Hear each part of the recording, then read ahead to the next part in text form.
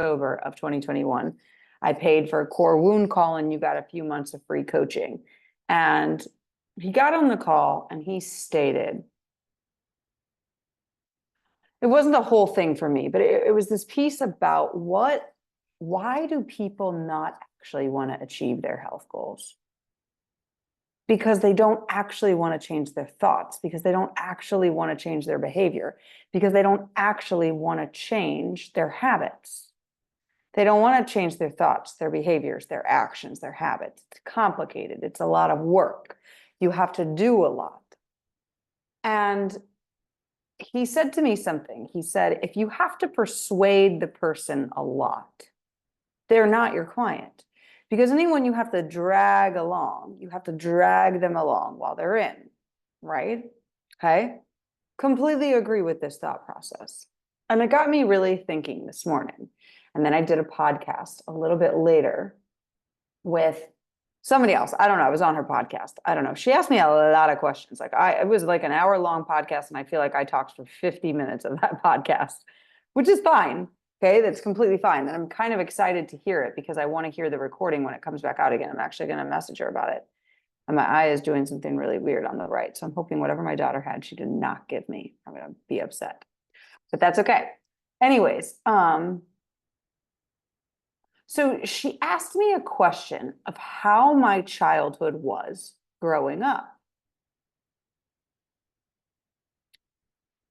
So I don't ever know how to start the question. So I want to bring this up to you of like, how was your childhood growing up? Like, where would you start? If somebody just asked you, tell me about your childhood, like you're sitting on the comfy couch of a nice therapist and they're like, well, tell me about your childhood, right? I think of like Alex Dunphy in Modern Family when the guy asked her that, okay? I'm taking my time here and laying out the stories because I really want you to think about this. I want you to think, how was my life growing up? And I want you to start with wherever you want to start.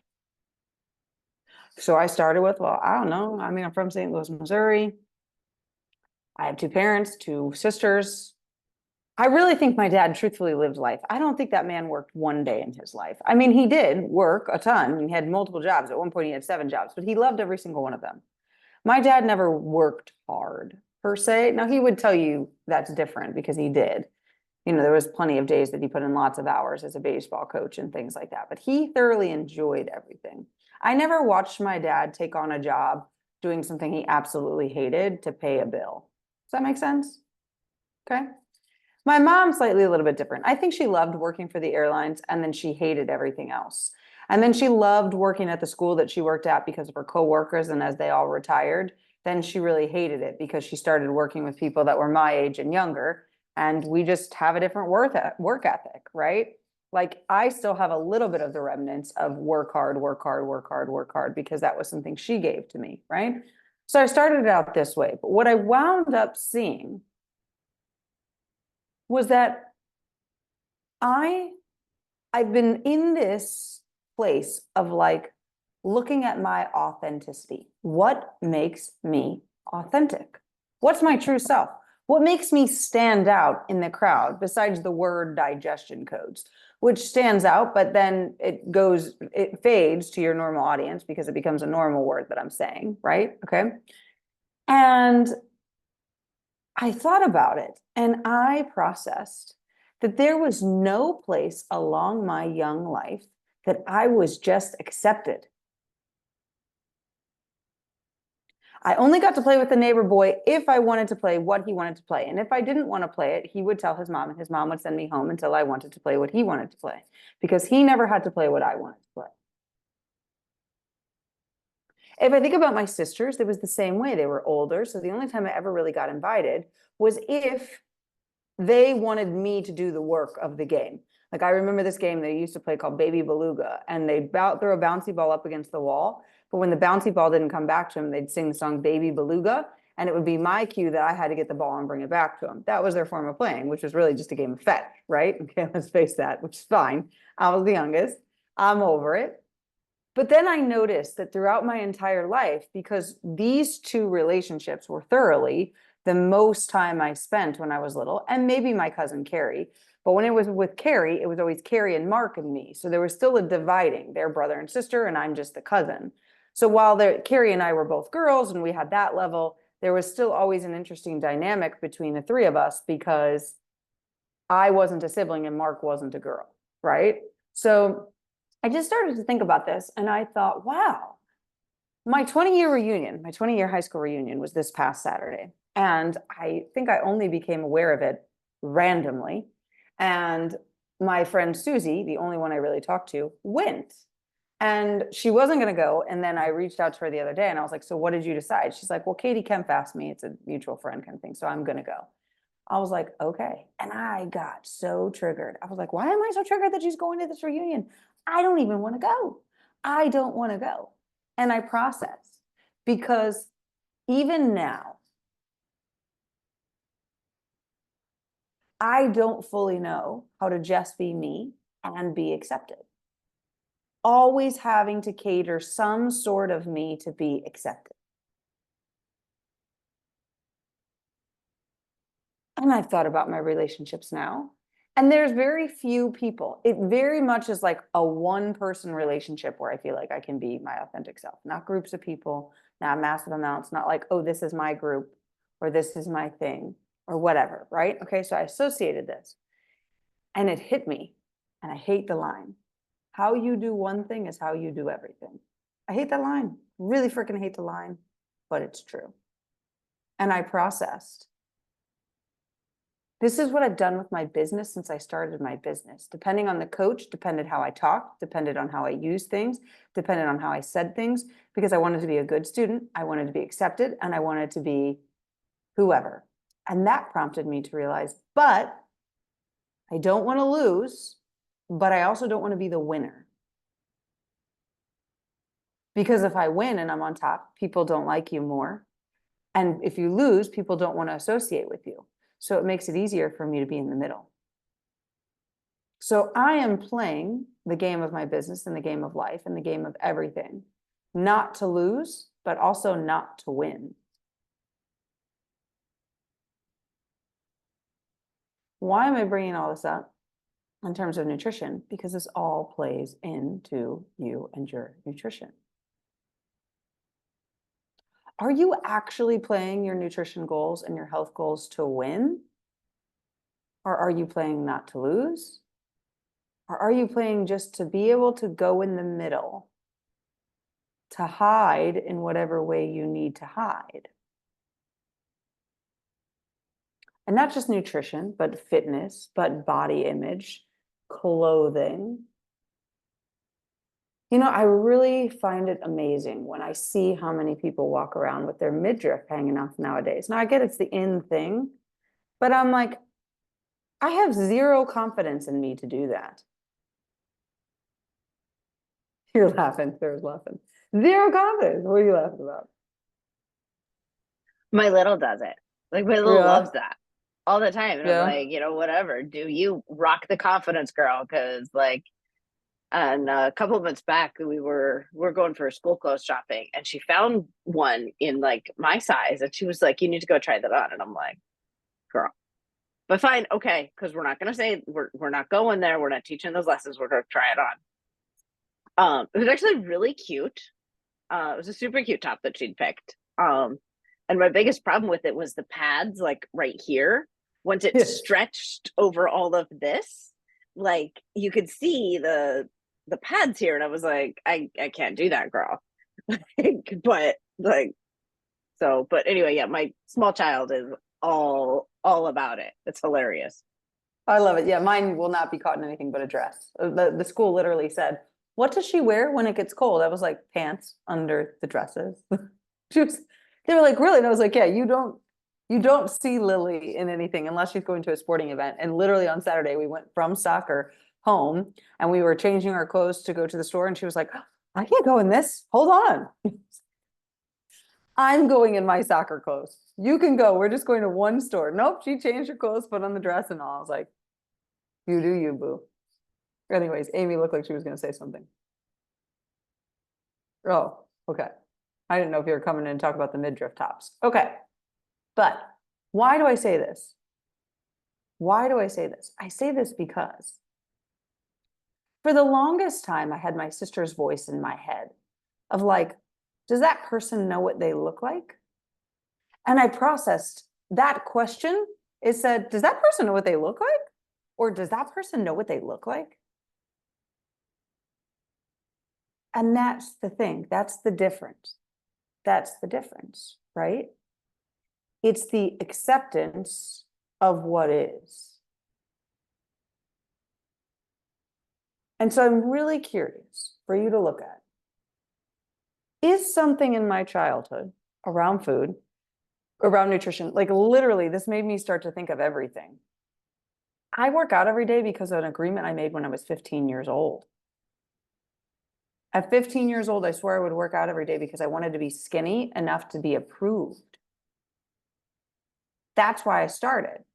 Now, I believe truly now exercise means something different to me, but the commitment level is different. And it actually got me thinking today. I completely changed up my exercise routine because of a few things. Like when we were in Scandinavia, I watched my mom be able to walk everywhere. And I watched my dad complain to walk. And all I know is the difference of my dad worked out a lot. He did a lot to his body. He ran a lot. He ran half marathons with me, things with it. And I'm like, the only thing I can think of is that you deteriorated your body sooner because you didn't listen to when your body needed the rest. Because he played so many sports and he did so many things versus my mother, who was capable of doing that. And yeah, she could do more. She could lift some weights and stuff like that. It just hit me like, how aware am I? How much am I noticing that I'm actually lifting a weight, that I'm actually doing a pull with my back, that I'm actually engaging these muscles? How aware am I when my body actually says, that hurts, don't do that, or you're doing that move wrong? How aware am I? Or am I really just, I'm going to turn on my light because it's getting to be that winter time. Or am I really just, you can see my husband's bike back here. Am I really just continuing to work out like that 15-year-old girl that is legitimately doing this because I have to be skinny to have worth? And that's why I'm bringing this up, because I really want you to think of like, the behavior can go both ways. Like when I said behavior in the beginning, I'm sure the immediate thing was like, yeah, I totally need to change my behavior around this thing that I'm doing wrong. But how often do we evaluate the behaviors that we're consistently doing just because they're rhythmically patterned and they're considered as safe? Like I literally told her, I was like, I worked out 4 hours a day, 3 to 4 hours a day, every single day between 18 to 30. And I am not joking. And when I think about it, she was like, how did you do that? And I was like, well, at one point I had a job as a spin instructor and a power pump instructor and an aqua instructor. So it wasn't frowned upon. Nobody frowned upon me exercising that much because I was teaching. It was a job. So it was acceptable. Nobody qualified that as excessive exercise when really, truthfully, it was. I would teach 2 or 3 classes every single day and still work out outside of it. It's not like I just came to teach the class. I worked out before the class started on each given occasion.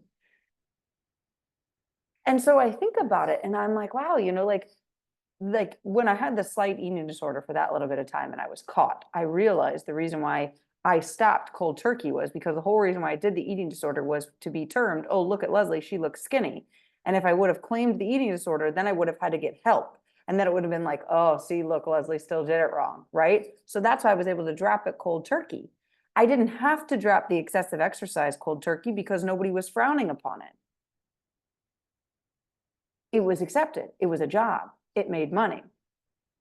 What does Leslie do? She's in the United States Navy. She's in the United States Reserve. She's a civilian. She teaches all these classes. She's also educating at UNF. Like that's a badge of armor. She's also completely not listening to her body. She also is not healthy for herself.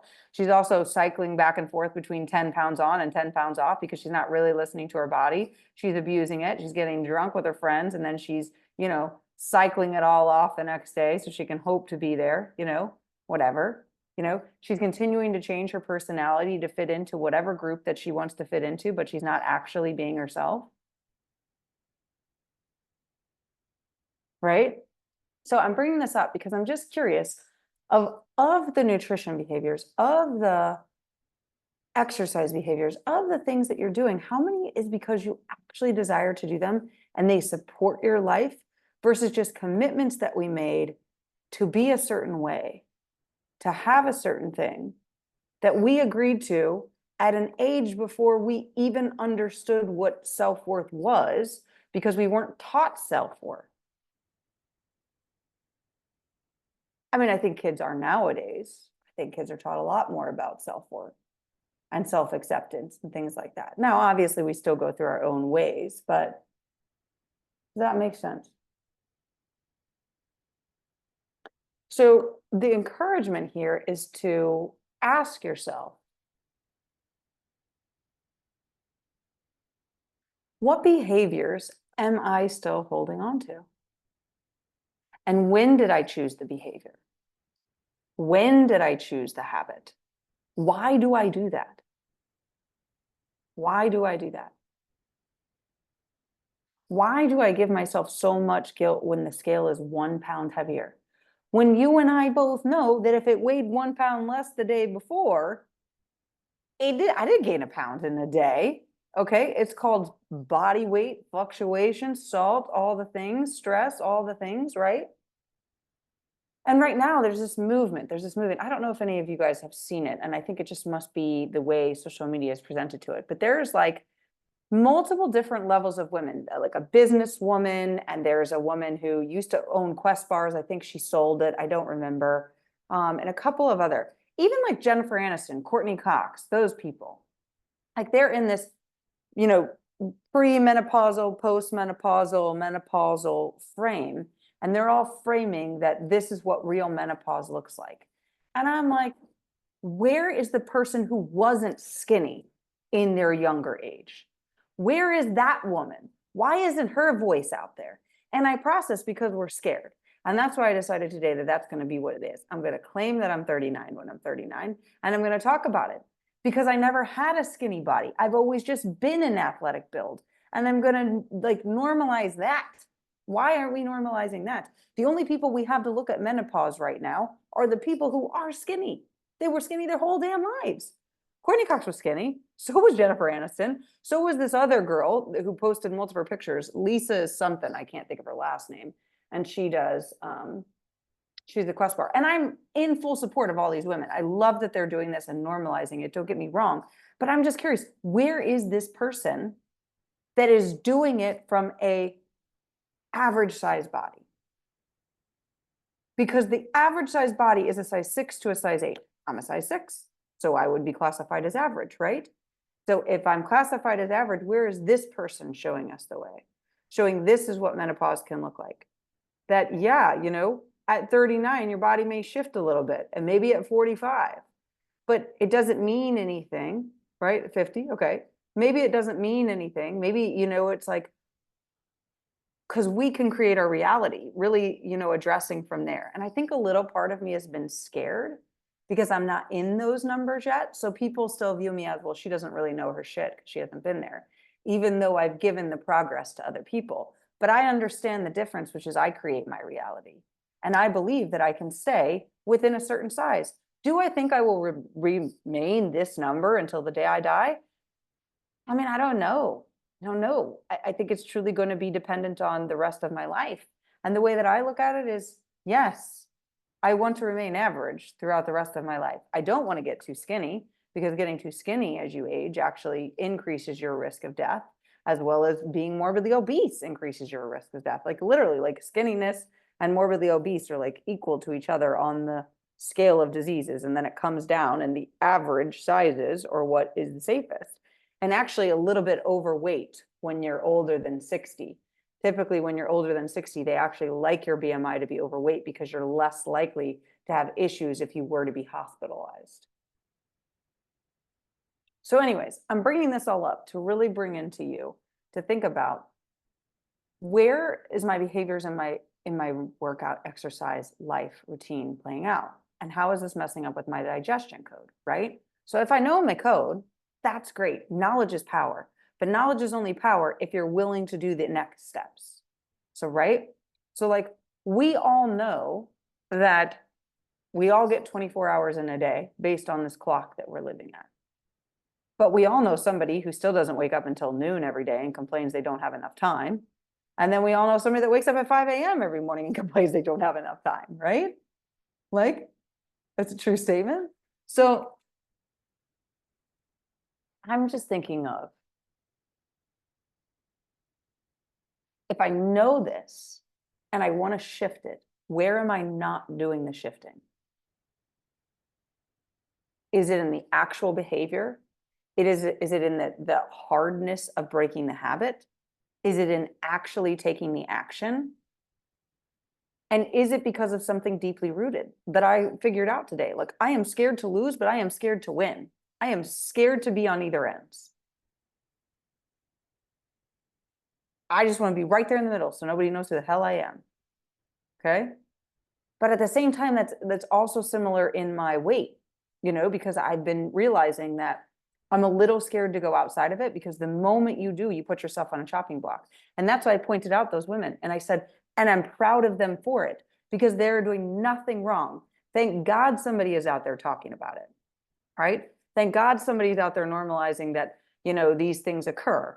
Now, I still agree that I think you can control your menopause symptoms as you get there through your own mind, just like you can control other things. We've had people that cured diseases that are incurable. There's absolutely no reason why a woman can't help herself through that if she creates her own reality. But it starts now. It starts in your early 30s and in your 40s, right? You've got to get there already with it in mind. You can't be in the middle of it like, well, how do I process that I'm not having a hot flash if I am having a hot flash? Right, you had to do the work a little bit ahead of time, right? Or we got to do it now to get ourselves there. And that's where we're at now. So thinking about where you're at in life, your age, where you want to go, what you want to do, how you want to be it. Like, define that. Maybe even look 5 years from now. What do I want that to look like? So what do I need to base it on now, right? If I turn, 55 years old, if I turn 44 years old, if I turn 68 years old in 4 years or whatever it is, when I'm standing there, so many people say, I want to be able to play with the grandkids. I want to be able to keep up with these people. I want to be able to do these things. I want to still be able to travel. But is your lifestyle actually supporting that now? Are you excessively exercising? Are you abusing yourself? Are you not eating enough calories? Are you not nourishing your body? Are you completely ignoring when you need to drink and eat and go to the bathroom and all those things? Or are you doing all those things now? So when you get to be 60 something, you don't have that like, well, now I'm a little bit incontinent and now I got to worry about the pens or something, because we didn't listen to our body. That's a real thing, right? Okay. So I think we got the picture. And this all stemmed from this question today of like, what was your childhood like? I'm like, that is such an open-ended question. But somehow I got to that moment of, I have always catered to the other person. I don't really have that personality to say, this is just me, take it as it is, or leave it. Same within my own exercise and my own body and all the ways that I have dictated my self-worth. And I've realized I have been checking all these boxes and I have been doing all these things for everybody else. And I don't want to do it anymore.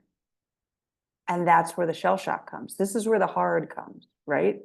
This is where they say this is the hard part, the part that makes you uncomfortable, because you're going to make a lot of people angry because they expected you to still be that way. Right? And now I'm not going to, right? I'm going to change it up. I'm going to change the game for myself and for all the other things. So it's my encouragement this week for you all is to look at that, examine that, and come up with some things. Feel free to chat about it or whatever. Outside of that, any questions on what we discussed at all? Okay, I have another win that I forgot about because I was kind Okay. of, okay. I went to the doctor this week, just for my normal check and check on my thyroid and all of that stuff. And I had to start with a new doctor because my doctor that I've had forever retired. And so I go in and he's a very thorough doctor and I really like him. He starts going through, he's been through my whole chart. He's like, oh, I had to remove that you were, morbidly obese. Do you realize your BMI was like 43 at one point? And I'm like, yeah, I'm well aware. Thank you. And he's like, well, that's just great, especially at your age. Excuse me, my age? And I was like, what do you mean? I don't know what you mean. And he's like, because usually as you start getting into menopause and blah, blah, blah. And I'm like, okay, yeah, I don't think of myself like that. And then he goes, how many carbs are you eating a day? And I literally looked at him and said, I have absolutely no idea. None. I have no idea how many carbs I'm eating a day. I said, I can tell you that I am eating greater than or right at 100 grams of protein a day. I said, I can tell you that I only count my protein. Oh, you really need to be counting your carbs. You shouldn't have more than 20 per meal, and started all into that. And I looked at him and I thought, yeah, I'm going to use this to my advantage. I said, nah, I'm too damn old to count carbs. Not doing it ever again. And he just kind of had that moment of just staring at me. I'm like, no, I make sure my protein's up. My weight now is going in the right direction. I'm good. No, and I told him, I said, I counted carbs. I counted this. I counted that. I said, I'm not doing it anymore. I'm too old.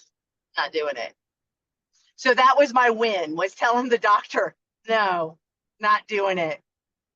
Counting carbs is not what got me to lose weight. That's not what happened. Amen. Yeah. And that's what's so funny. I just keep hearing that more and more of doctors just intervening their 2 cents without you even bringing it up. And I don't know if it's something they're forced to do or what. But just like I said, when I was at the OBGYN that one day, she was like, no, you're not alone as you go through your changes. And I was like, what does that mean? I didn't even bring it up. I didn't say anything about menopause. This was just my regular, family practice, my PCP going through this. And he's like, but he noted that I had lost all this weight, right? That he had noted this in my chart, but then wanted to go, well, how many carbs are you eating? Well, what the heck does it matter? Apparently it's the right number for my body because it's going in the right direction for me. So yeah. But that was my other win. I totally forgot until you were talking. I'm like, oh, yeah, when you started saying menopause and all of that, I'm like, I've got one. That was my favorite was, yeah, nope, I'm good. 20 carbs per meal. Maybe some days, maybe less, maybe more, but I surely don't count them. Yeah. Good for you. That's a great win. I love that. I just think that's one of the best things. That's why I love what I do, because you get to be the advocate. And I think that that's just the thing, that we silence our voice in so many ways to doctors and to other people. And I realized that mine wasn't just doctors and priests and teachers, but also even peers and other people, because I just wanted to be accepted. And now I'm just like, I haven't been to church in 3 years. I think if I can do that one, I'm pretty sure I can, and I feel like my faith is stronger now than it ever was. If I can do that, then I guess I can kiss a couple of friends goodbye, because I just don't want to do that anymore. And, and it was funny. I was telling one of my friends, it was like, I said, for the longest time, I've been holding myself back for fear that my sister would just hate me and leave me. But I realized I've been holding myself back for a year. She still doesn't like me. So what am I really holding myself back for? I was like, I've been holding myself back to appease her and I'm still not there. She hasn't accepted me. So I might as well stop and just go for the gold, because I'm not getting any closer by her acceptance or non-acceptance, Yeah, they've got the hurricane coming this week, and she literally just kind of laid out yesterday of all of her negativity. And I don't say anything anymore because I'm not allowed to be positive. So I was just like, I'm sorry. And then she said a couple of other things, and I was like, hopefully you get more sleep, That's all I'm thinking of. I know she's got 2 babies. She's got a 6 months old and a 3-year-old. So I don't know that that's true, but you never know. So anyways, all right. So remember, next week we won't have a call because it is a holiday and I'm going to be out of town for my birthday the next day. I know, right? Tenerife. I'm excited. So many people are like, you should go to all these tours. And my husband and I are like, yeah, we have toured everywhere we have gone this year. We kind of just want to have a vacation. So we'll see what happens, but I will send pictures. I'm excited. I'm going to the Canary Islands. I feel like I need like an offshore bank account or something. So anyways, all right, you ladies have a good rest of your day. If you have questions or anything, let me know, and bye for now.